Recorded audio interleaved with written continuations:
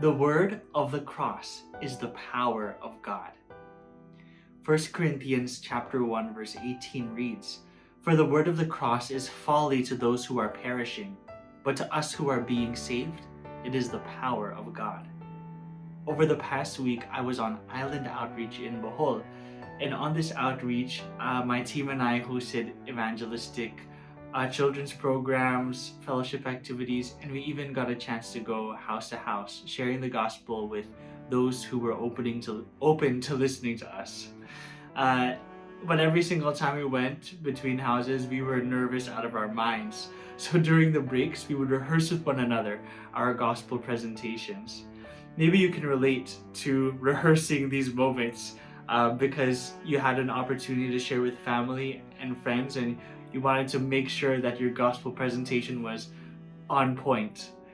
Well, the passage that I just read is an encouragement for all of us gospel presenters because it reminds us that the power to save is not dependent on our eloquence, but wholly dependent on God's abundant grace. From the context around this verse, we know that the word of the cross is another name for the gospel. And this verse illustrates two groups of people and their responses to the word of the cross. Let's start with the negative. Maybe you can remember a time where you shared the gospel with someone and experienced rejection. I can relate with that feeling.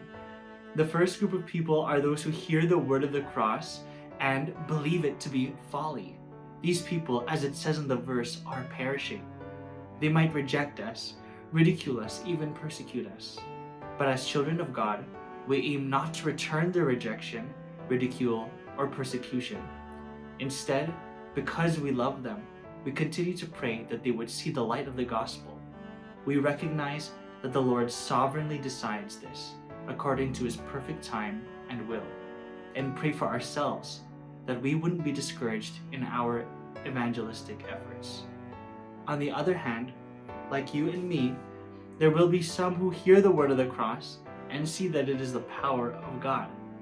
They will see that it is the power of God because they will experience the power of God, raising them from death to life, washing them of their sins, giving them a hope and a future, securing their eternity, adopting them into a new family.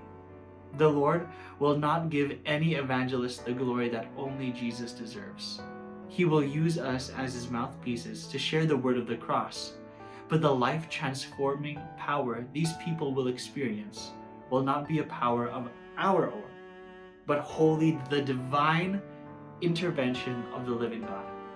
Since we have tasted and seen, let us not hold back in our witness, whether to your neighbors, on a Zoom call, or with me to unreached people in the Philippines. Let's spread the word of the cross. It is the power of God.